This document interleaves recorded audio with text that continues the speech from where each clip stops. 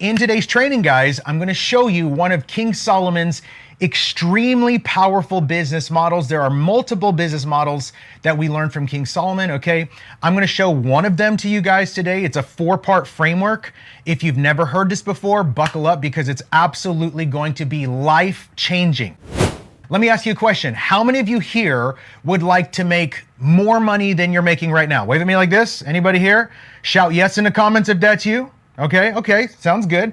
Let me ask you another question. How many of you here would like to make more money than you are now, but you'd like to learn how to do it as fast as humanly possible? If that's you, wave at me like this, or shout yes in the comments, okay? And both of my hands are up too, right? Why not? Why not? Well, guys, turn with me to the book of Proverbs, okay? And we are going to look at an very, very, very interesting passage of scripture here, okay? And so this is from Solomon's book, okay? But these sayings here are actually, let me see here. Where are we going here? Yep, okay. So these sayings here are actually from the sayings of Agur. So Agur was a contemporary of Solomon, but everybody knows all the kings of the earth would come and inquire about Solomon's wisdom. And so chances are, and scholars believe, that this wisdom that we're about to read here was deeply and heavily inspired by Solomon's counsel to some of these different leaders and scribes and kings from around the world. Okay, y'all tracking? Wave at me like this if you're tracking. Got it so far? Okay, so we're going to start Proverbs chapter 30, starting at verse 24. Something very, very interesting here. And it starts like this. Okay, I'm going to read through them, then we're going to break these down together, and I'm going to give you guys some very powerful, practical business principles that you can begin to plug your business into. Okay, you guys ready? Shout, I'm ready down in the comments. Okay, let me start it here.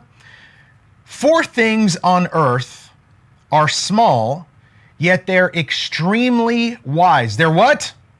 Somebody in the comments say extremely wise. Isn't it just like God to pull extreme wisdom from something that is seemingly very small, seemingly insignificant? Isn't it just like God to take something that we're just like, whatever, and God's like, I've wrapped so much mystery and wisdom and knowledge and revelation in this little thing that you're just passing by.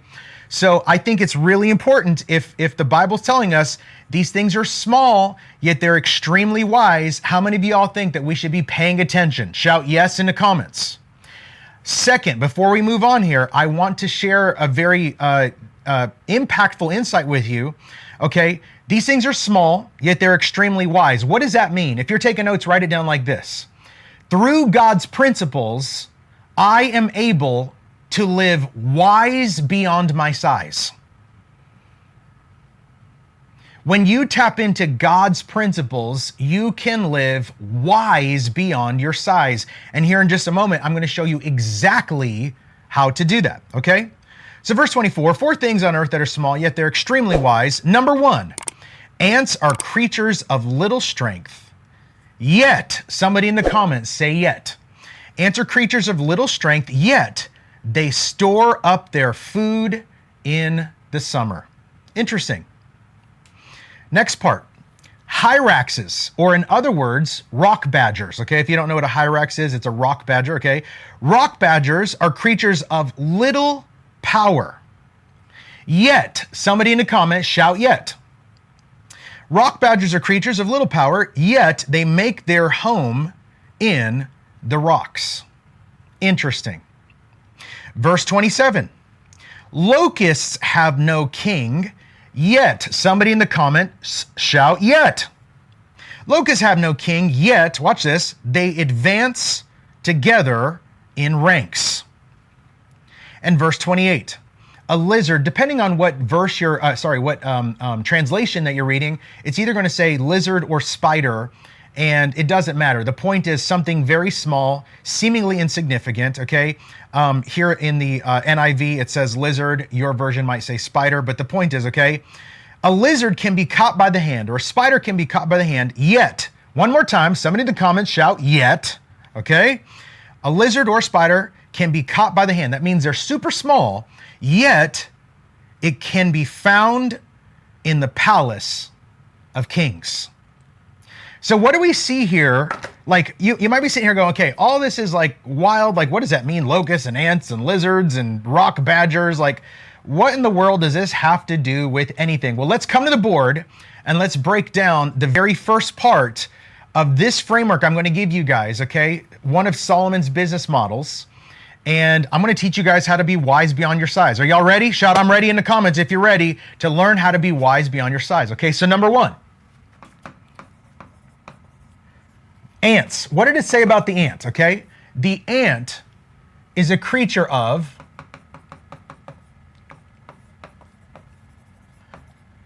little strength, okay? Yet, there it is again, okay? So remember, these things are small, yet extremely wise. So an ant has little strength, yet, watch this, they store up food in the summer.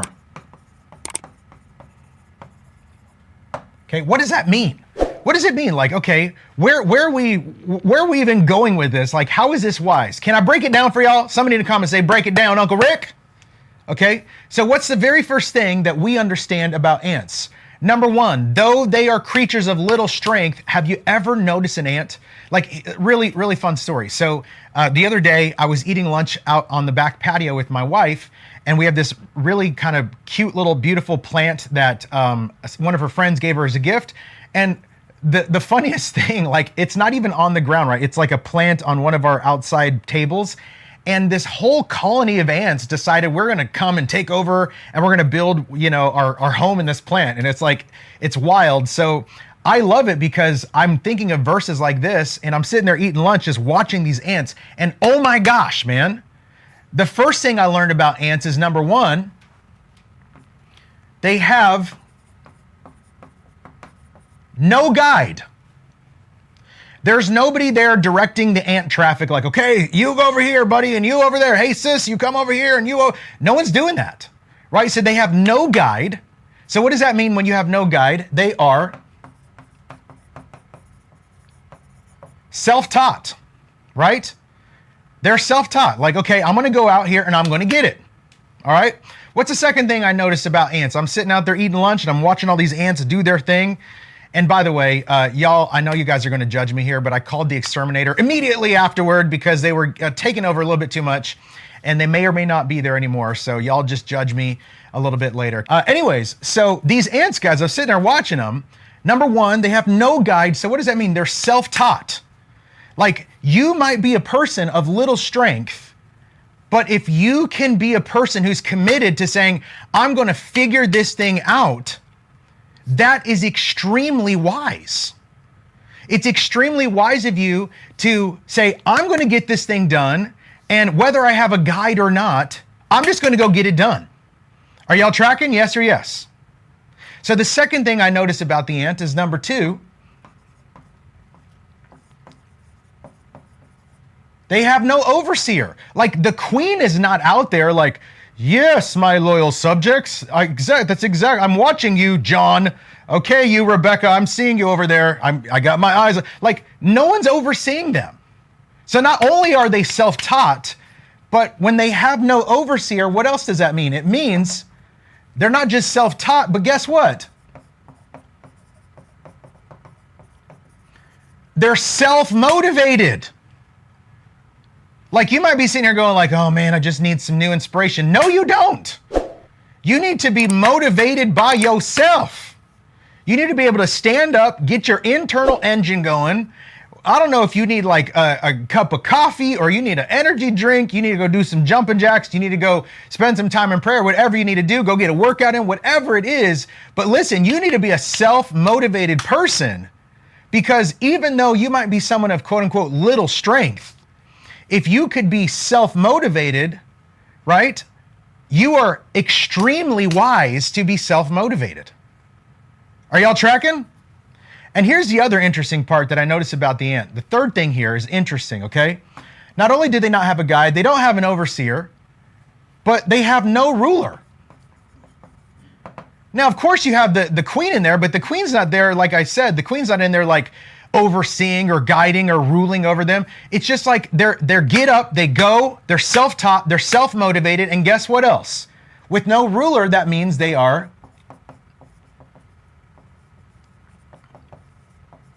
self-disciplined, man. You might be sitting here going, man, I just need some new inspiration. You don't need inspiration, you need discipline. Inspiration comes and goes. Discipline is committing to do the thing, whether you feel like it or not. I'm going to give you a fire quote that I heard from Mike Tyson, okay? Mike Tyson said it like this: discipline is doing the thing that you hate like you love it. Ooh. What is it about the ant that makes them so extremely wise?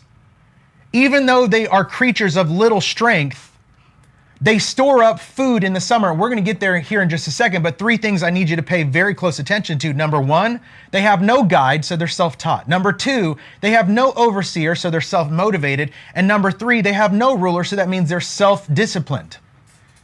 So let's take some clues from the ant here, because if the Bible's telling us this is small, but it's extremely wise, how many of you think we should tap into some of this wisdom? Yes or yes?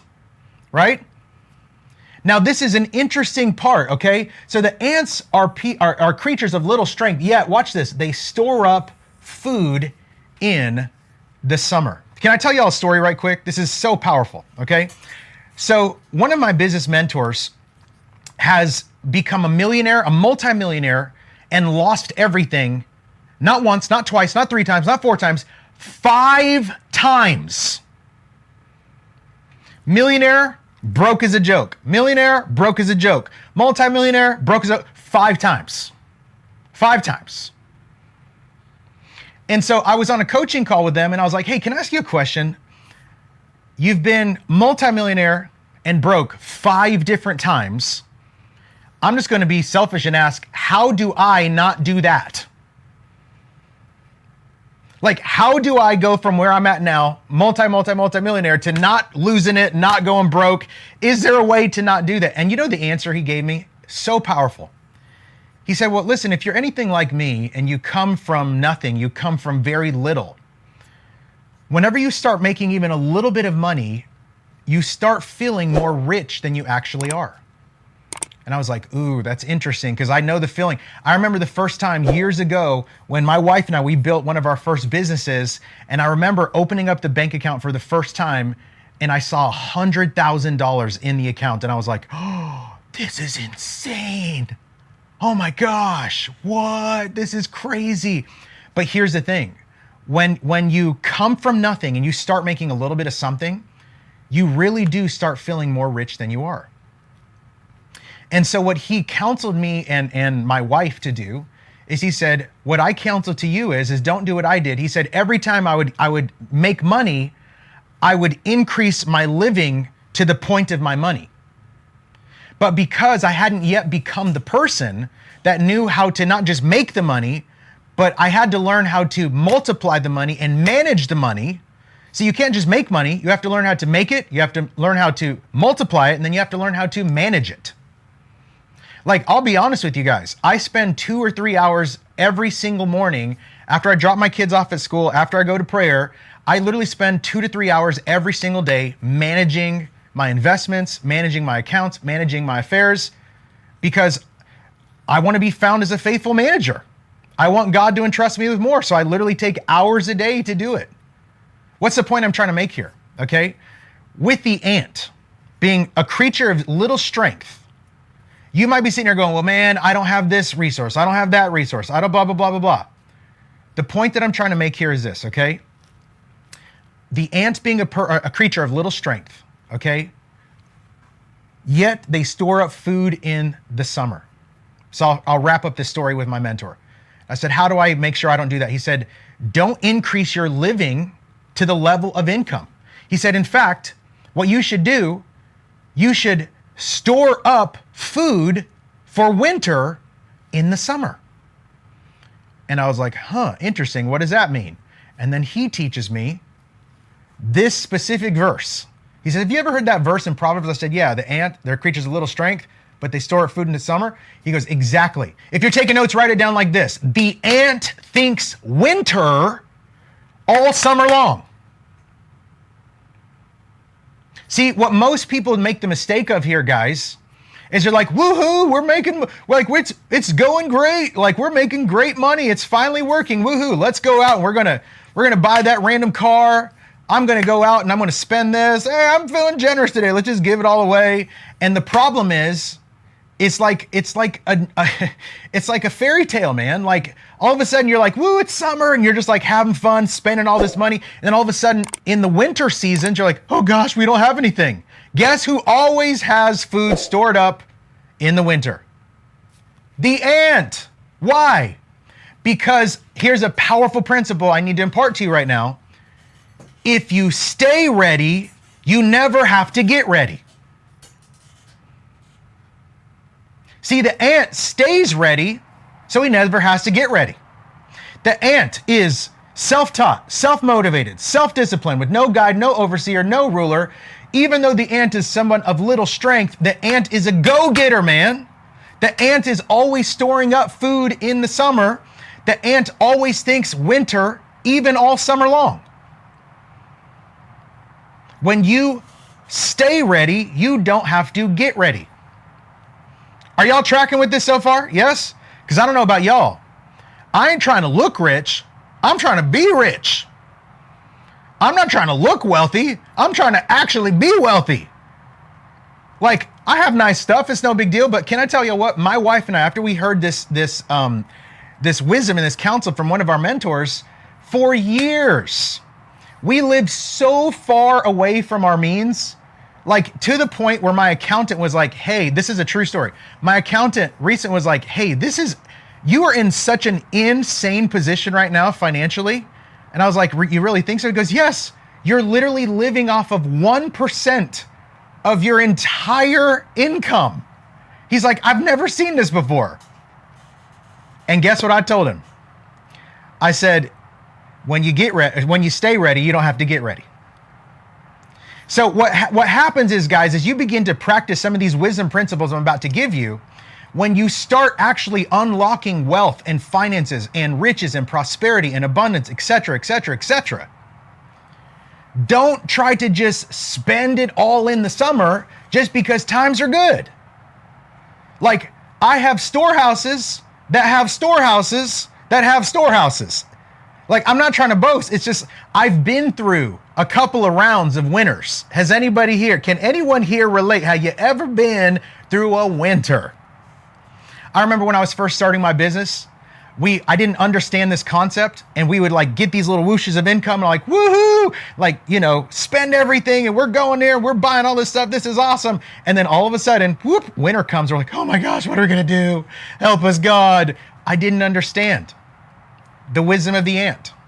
The wisdom of the ant is the ant thinks winter all summer. Are y'all getting this? So what am I trying to tell y'all about the ant, man? Why is the ant, even though it's a creature of little strength, why is the ant extremely wise? Because the ant stores up food in the summer. They got no guide, they're self-taught. They got no overseer, they're self-motivated. They got no ruler, they're self-disciplined. The ant thinks winter all summer. The ant stays ready so he doesn't have to get ready. What does that mean? It means the wisdom, if you're taking notes, write this down. The wisdom of the ant is the gift of contemplation. The wisdom of the ant is the gift of contemplation. What does that mean? See, the gift of contemplation, the wisdom of contemplation that we learn from the ant is this will allow you to be so prepared that when the test comes and knocks others out, you'll breeze through it because you didn't wait for the trouble to come. You already knew the trouble was coming. And what's so powerful about this, guys, it means when you stay ready so you don't have to get ready, when you're self-taught, self-motivated, self-disciplined, even though you're a creature of little strength, guess what? This means that you can learn the lesson even before the test is given. Somebody in the comments say, go ahead, Uncle Rick. Consider the ant. What does that mean? It means we need to always have the gift of contemplation. My team will tell you, I am always like 5, 7, 10 steps ahead, for better or for worse. I'll throw a grenade into one of our systems. They're like, whoa, what the heck? And I'm like, hey, well, this thing down here is coming. We should adjust. They're like, okay, that's cool. And we're going to do it. But you just blew everything up. And I'm like, I'm sorry. Right? But I can't help it, man. God has given me wisdom and the gift of contemplation to always be thinking, I don't care how good it's going right now, winter's coming. And if I can stay ready, I don't have to get ready. If I can learn the lesson before the test is given, then guess what? Whenever the storm comes and knocks everybody else, I'm gonna breeze through it. Why? Because I wasn't like shocked, oh my gosh, a storm came.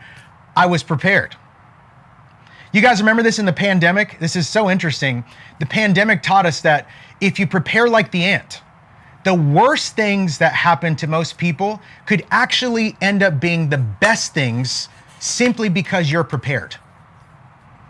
Another quick story. So it was 2018 and I felt so strong by the Holy Spirit, get on the internet now.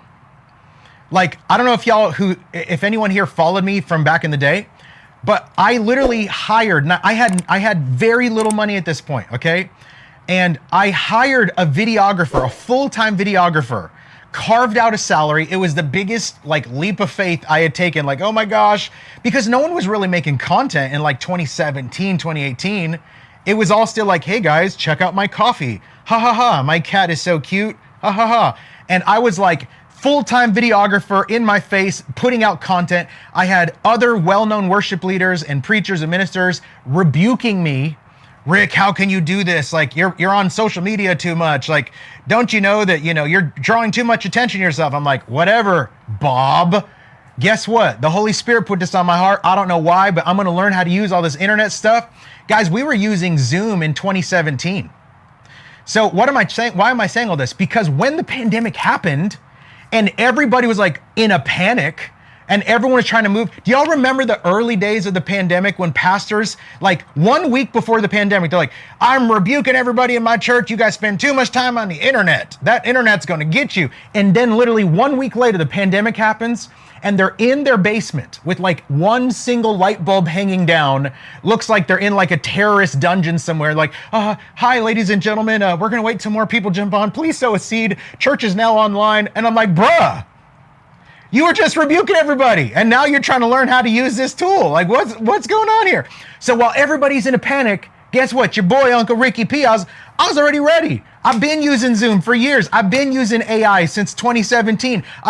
So when the pandemic happened and everyone's panicking, I was just like, yo, we can help. And my God, bruh, in 2020, we went from like helping a few hundred people. In 2020, I had 100,000 paid students come through my programs in 2020. Why? Am I more special? No. It's because the secret of the Lord is with those who fear him.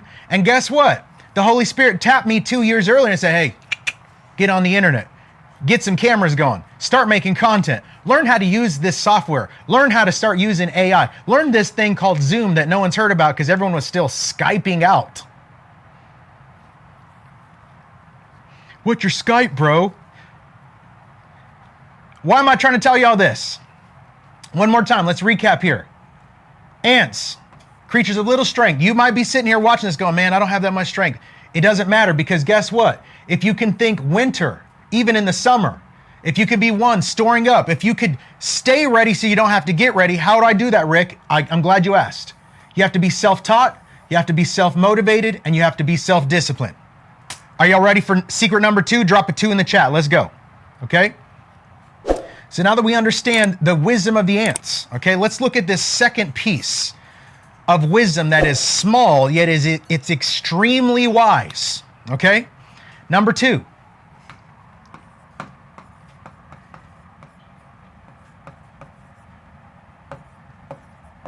Rock badgers, okay? Hyraxes, rock badgers, okay? This is really interesting. So rock badgers, they're creatures of little power. Now, by the way, There's a difference between strength and power because we see the ants, they're creatures of little strength. What does that mean? It means their actual like ability.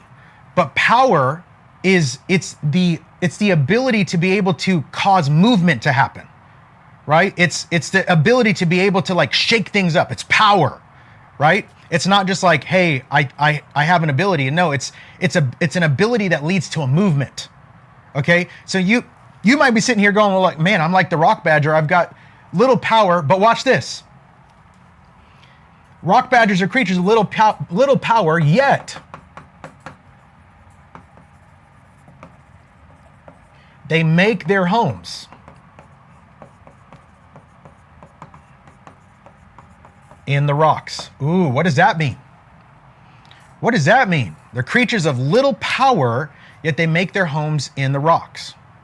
Like, I want to submit to you, you don't have to be like you might be sitting here going like, I just don't feel like I can just get this thing off the ground. You don't have to. Why?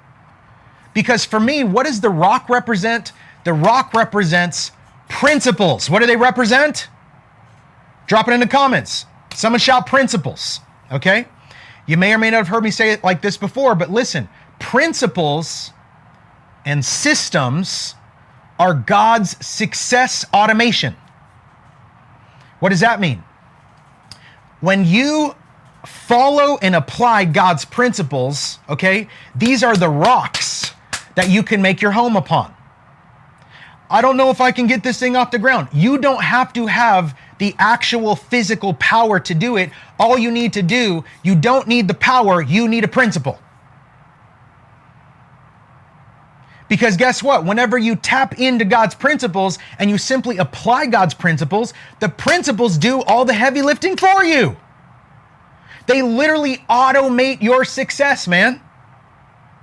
How many of y'all here would like to see your success go on autopilot? Wave at me like this or shout yes in the comments. Of course you would. Who wouldn't, right? So I have something to submit to you here, and it's as you're considering building your business, hopefully a digital product business, right? As you're considering growing your finances, what must you do? Well, I'll tell you this. Out of all the investments, out of all the staff, out of all the things that you need to do, the number one thing, can I tell you right now, the number one staff member you need to hire? Can I just give you the secret? Is that okay with anybody here? Shout yes in the comments if I could just give you the secret.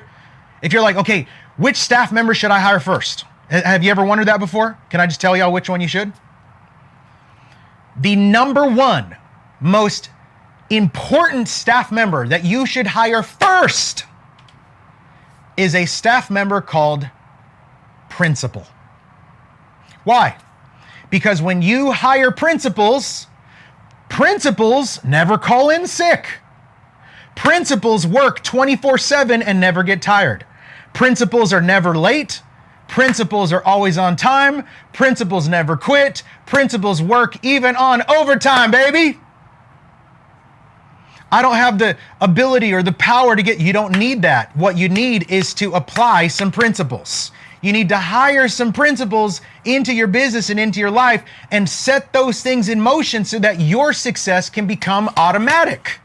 Rock badgers, they're creatures of little power, yet they make their homes in the rocks. Have you ever considered, what does this mean? What does it mean for me to quote unquote make my home in the rocks?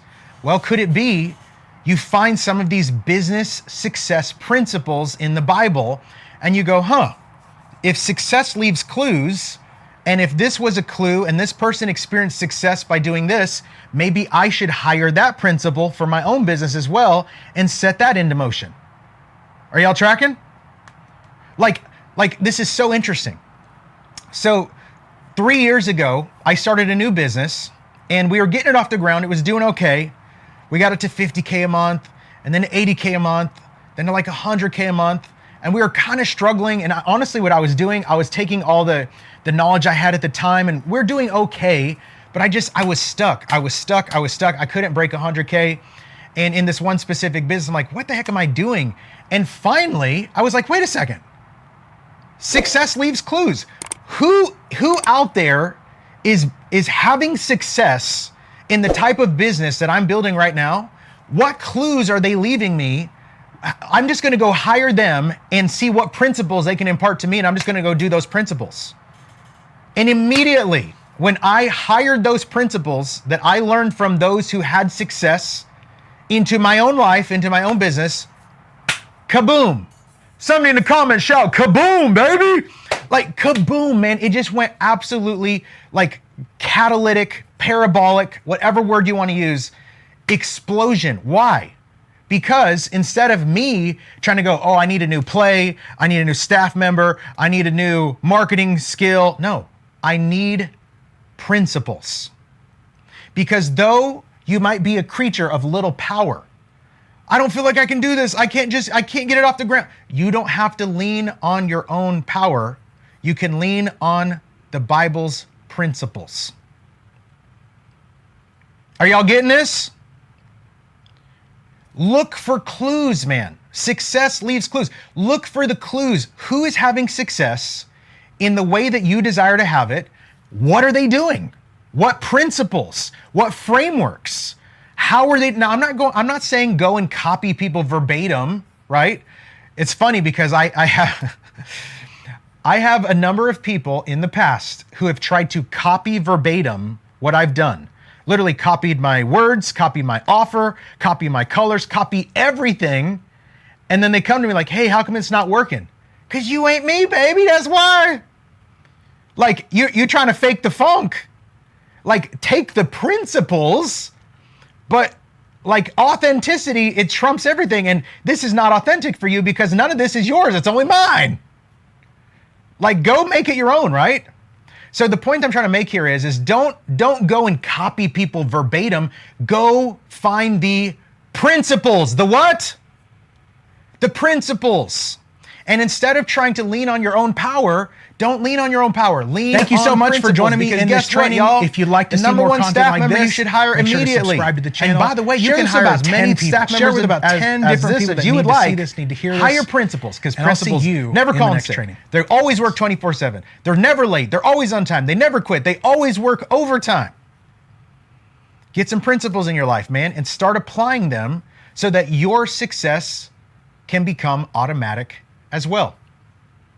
Are y'all tracking? Yes or yes? Shout yes in the comments.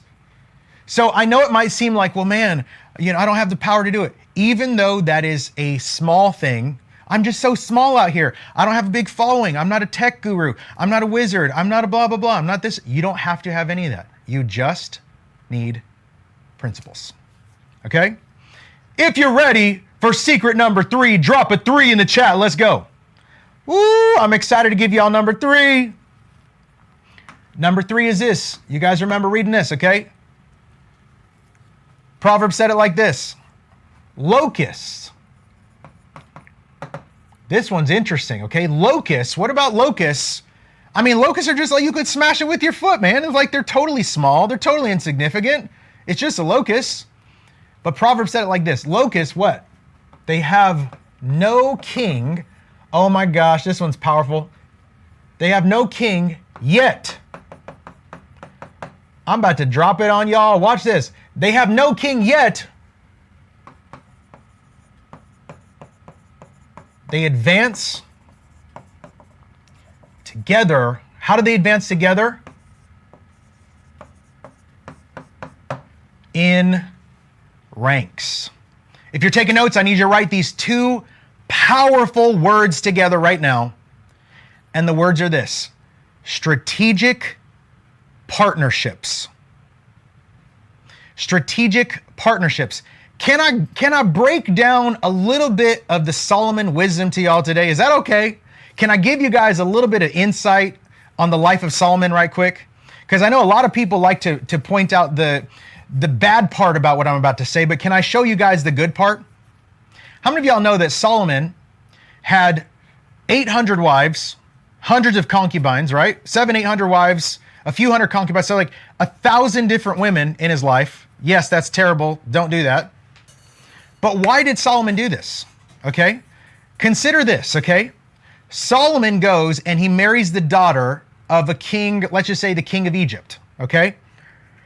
when Solomon marries the daughter of the king of Egypt, is the king of Egypt ever going to invade the nation of Israel after that point? No or no? No. Why? Because a father would never attack his own daughter. And not only did Solomon marry this princess, but he married that one and this one and that one and this one from all kinds of different nations, because the Bible told us that all the kings of the earth, not some, not most, all the kings of the earth came to consult with Solomon according to the wisdom of the Lord and according to the name of the Lord. And guess what? Solomon, practicing wisdom, said, I'm just going to make alignments with everybody. He didn't do this. Now, this wasn't necessarily God's best, but watch the wisdom here. He's like, I'm going to make a strategic partnership here. I'm going to make a strategic partnership there. And why in the world did nobody ever attack Israel in the days of Solomon? And anyone who would ever try, they couldn't even stand a chance. Why? Because the dude was aligned with the whole entire planet as his allies. No king out there would want to come and attack their daughter. Are y'all seeing this? So again, yes, everyone makes it about like, and they led his heart astray. Yes, it's terrible. And they did lead his heart astray, and it's absolutely wretched. But the wisdom that I'm trying to show you here, I'm trying to show you the good in this, is the strategic partnerships. Like, how many of y'all are married here? Wave at me like this, right? Don't you have a pretty decent, like, whether they get on your nerves or not, whatever, like, don't you have a pretty decent relationship with your in-laws? And if you were to go to them like, hey, I was thinking about this, blah, blah, blah, and they're gonna be like, absolutely, let's do it. Solomon literally did that with the whole entire planet. Like, every king of the earth was connected to the guy, and Solomon just call him up on the phone. Hey, bro, I was thinking about, why don't we just start a new business together? Heck yeah, man. Is my daughter gonna be involved? Sure, why not? We'll give her most of the business. Yeah, let's do it. Boom. Strategic partnerships, guys. So my question to you is, and if you're taking notes, write this down. My question to you is, when it comes to locusts, they have no king, yet they advance together in ranks. Somebody in the comments say together in ranks. Here's my question to you, okay? Some of you heard me talk about this before, okay? Let me just paint a picture for you here.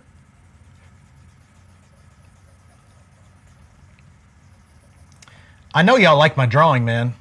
I know y'all think I'm the best drawer in the world, because I am. I'm claiming it. I'm naming it and claiming it. Okay? You can probably start seeing what this is here. Okay? Let's see here. Okay. So down here on the left, this guy right here is a grape. Okay? And in fact, I'm going to make my point even a little bit stronger here. And this guy right here is a watermelon, okay? So you got a grape down here and you got a watermelon right here. Here's my question to you, okay?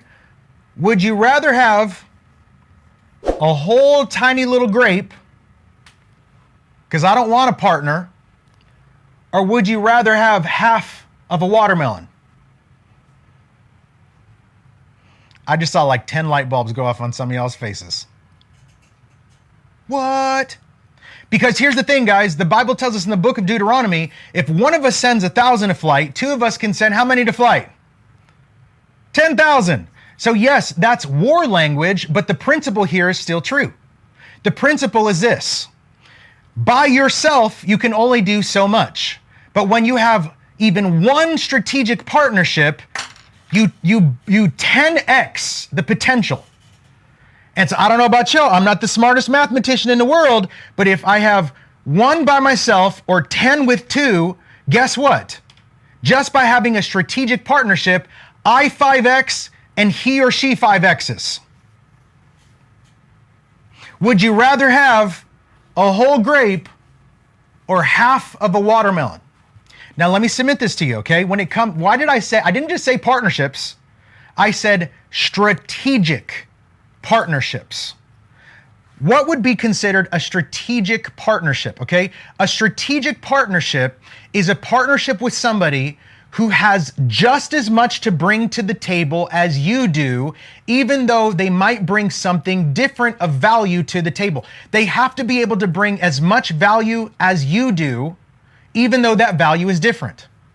Don't make the mistake of going, well, shoot, man, I'm going to start. It's my brother, man. It's my brother, Robert, dude. Like, we go back since diapers, bro. Let's start a business together. But Robert's like, he's an alcoholic. He lives on the street. He's never started a business in his life. And he's like, he can't even afford a single food stamp. I'm just making this up, right? But you're like, well, shoot, man, I learned digital products from Rick. So like, Robert, you're kind of good with people. Let's start a business together. No, that's not a strategic partnership just because he's your brother. Okay? When you go into a strategic partnership, that person should have as much value to bring as you do, even though they're different values. For instance, I'm just going to give you guys a couple of very simple examples, okay? Let's say you're super strong on camera and you're super good with talking to people. You're an extrovert, but you're not the best with details. You're not the best with, spreadsheets, and you're not the best with record keeping, okay? If you find somebody who's like a wizard at record keeping, they're a wizard at spreadsheets, and they're a wizard at administration, that could but they're not good on camera, and they're not good at public speaking, maybe they're an introvert, that could potentially be a pretty cool strategic partnership. Why? Because you're both bringing equal value to the table, and it's not just like, well, it's my brother, that's my best friend, right? Like, I'll tell you guys a horror story about this. I can't believe I'm telling the story. I will let everyone here remain nameless, okay? To protect the innocent. Anyways, so I know somebody, okay? Wasn't me, but I know somebody when they were first starting out in business.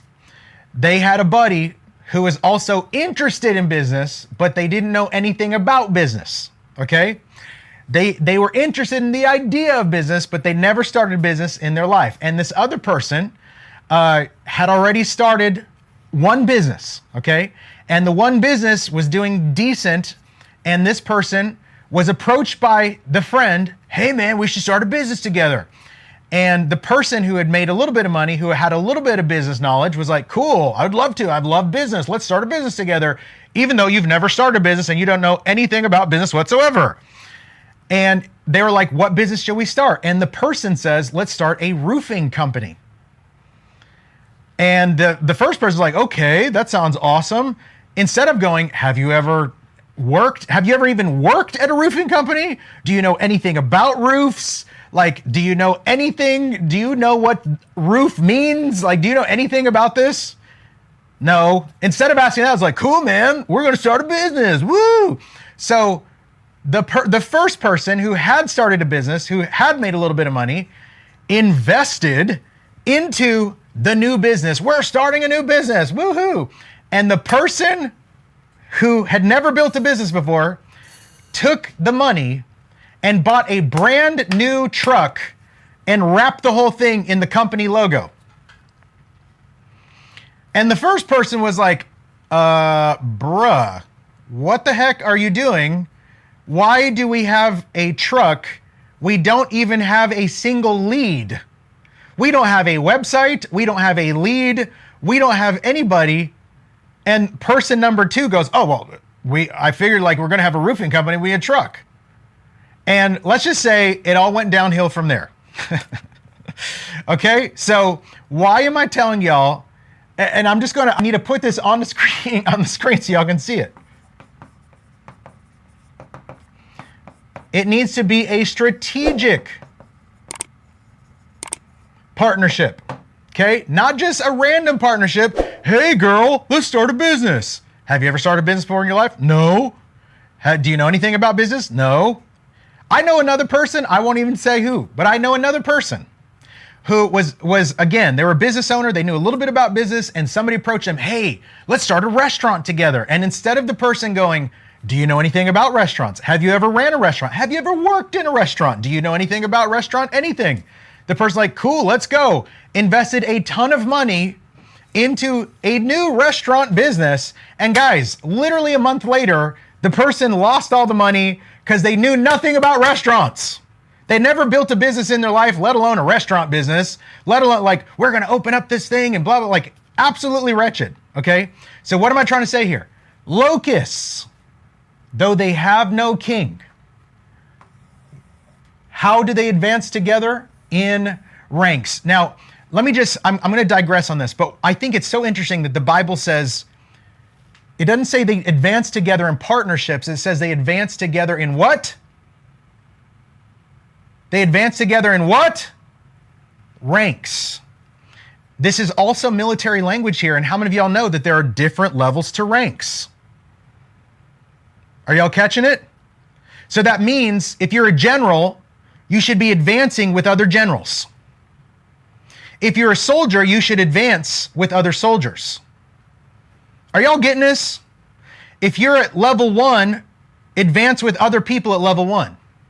So that way alone, that's going to level you up quicker. If you're at level 5, you should find other level 5s and advance with level 5s. Advance together in ranks. Are y'all getting this? Ask honest questions. Now that you guys are learning business and you're starting to get some business wherewithal, you're going to have people approach you. Hey, bro, we should start a business. Hey, girl, I had a cool business idea. Girl, have you ever even tried to start a business, let alone that kind of business? Do you even have any experience in that realm? No, but I would like to get some of your money so I could buy me a new truck and wrap it with my logo. I'm going to digress here, okay? My final question to you, would you rather have a whole grape or half of a watermelon? You got to advance together in ranks, strategic partnerships. Someone in the comments say strategic partnerships. 1 sends 1,000 a flight, 2 sends 10,000 a flight. When you connect with the right strategic partnership, you guys both 10x together, and that's 5x each, just by simply having a strategic partnership, okay? And this last one's really cool, guys. We're going to end with this, okay? Last one here, depending on the version of the Bible that you're reading here, it either says a lizard or a spider. Okay, here's the cool part. It doesn't even matter if it's a lizard or a spider. The point is, these are very small because the Bible says they could be caught by the hand. What does that mean? It means though you might feel small, you can be wise beyond your size. Why? Because though the lizard or the spider can be caught by the hand, watch this. They can be found, oh my God, this one's so powerful. They can be found in the king's palace. What in the world does this mean? If you're taking notes, write it down like this. Though you are small, you can leverage the greatness of others. And when you leverage the greatness of others or other people's systems, other people's principles, when you learn how to leverage the greatness of others, you will also be found great. Lizards, spiders, they're super small. They can be caught by the hand, but guess what? They can be found in the king's palace. I don't care what kind of lizard you are, but if you find another lizard who'll be living in the king's palace, you're like, man, that lizard, that must be a great lizard right there. I don't care what kind of spider you are, but if you find another spider living in the king's palace, you better be like, whoa, she's living in the king's palace? My God, she must be really great. It doesn't matter if you're small. You can be wise beyond your size. So what does this mean here, guys? People out there right now, companies out there right now, there are systems, there are principles, there are softwares, there are tools, there are staff, there's all kinds of resources out there. And instead of you going, well, I'm just so small, I can't do any of it, stop it. You must learn how to leverage the greatness that is available to you. Listen, I'll tell you guys and gals right now, we have thousands and thousands and thousands every single month. We have thousands of leads coming in. I don't have thousands of staff members. You know what I've done? I've leveraged software. I've leveraged systems. And everyone like, wow, Rick's great. I'm not great. I just leveraged a better system. I literally found the palace and I just put myself in the palace. I didn't have to build a software. I didn't have to build a system. Somebody out there already did it for me. All I did, even though I'm small, even though I could be caught by the hand like the lizard, I didn't need to build the palace. I just needed to put myself in it. I needed to leverage. If you're taking notes, write it down like this. Put yourself where you see yourself. Put yourself where you see yourself. Though you are small, if you can leverage the greatness of others, their principles, their systems, their softwares, etc., you will also be found great. Some of you may or may not have heard me talk about this before. If you have, it's going to be a good review. If you haven't, I'm excited to share this with you. Guys, come with me to the board and let me teach you about the principle of leverage. If you're taking notes, write it down, leverage. Okay? So there was a Greek mathematician named Archimedes, okay? And Archimedes said it like this: give me a lever and a sure foundation, and I can move the earth. What does that mean?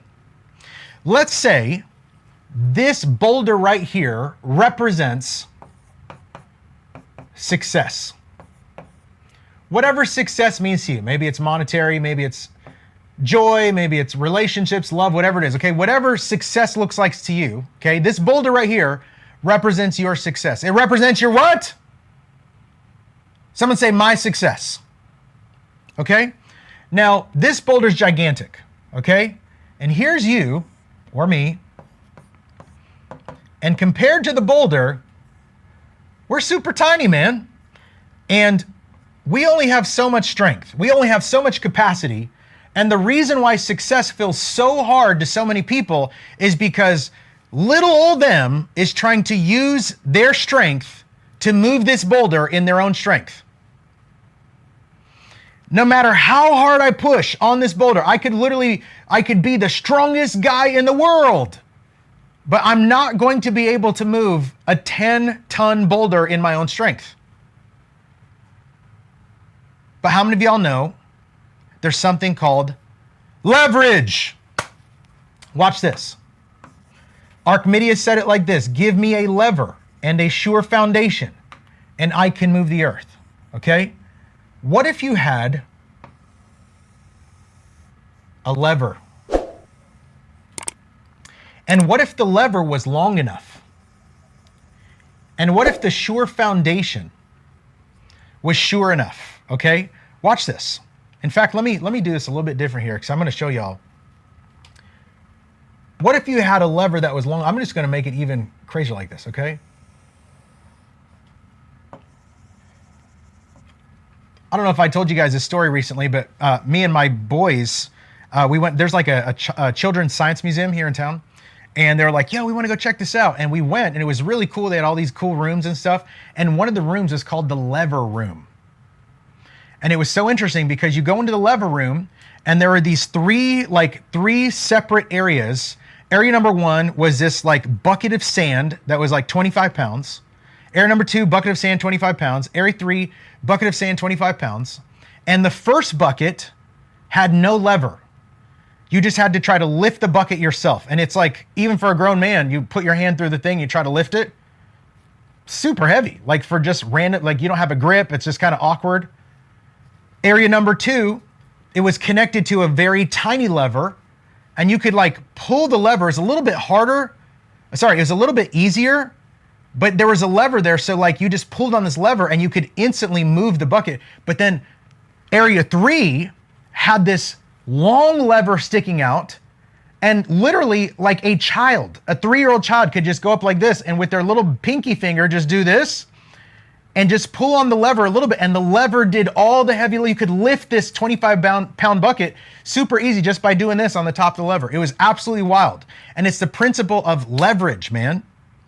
So if you're trying to achieve success in your own strength and you're like pushing, like I got to get this success going, it's not going to happen. But if you have a lever and a sure foundation, what is a lever? A lever, my friends, is a system. It's a system. I can't achieve success. Yes, you can. All you need is a system. Okay? What is the sure foundation? The sure foundation is the blueprint. What's the blueprint? The blueprint is literally like here, here, here, here. Here's how it should look. And if it's a sure enough blueprint, you can just follow the system. System is what? Step 1, step 2, step 3, step 4. The blueprint, here's what it looks like. The system, here's how to do step 1, here's how to do step 2, here's how to do step 3. Are y'all getting it? So you could take the same, you could be that little lizard or that little spider with not much strength. You could be caught by the hand. But if you were to put that small energy into a lever that was long enough and had a foundation that was sure enough, you can easily move this boulder and achieve the success that you desire. Why? Because you have leverage. This is why it's so important for people to use debt wisely. This is why it's so important for people to have strategic partnerships.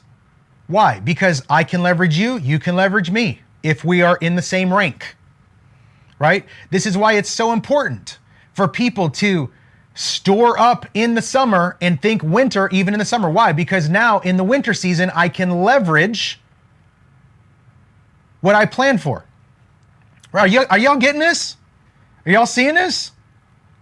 Right? This is why I can leverage principles like the rock badger, right? I can leverage success leaves clues and I can start applying these clues to my life. So what am I trying to tell you guys and gals here, okay? What I'm trying to tell you is if you were to tap in to these 4 insanely wise, like the Bible calls them extremely wise. They're small, yet they're extremely wise. When you apply these principles to your life, to your business, to your finances, then guess what? You can also become wise beyond your size.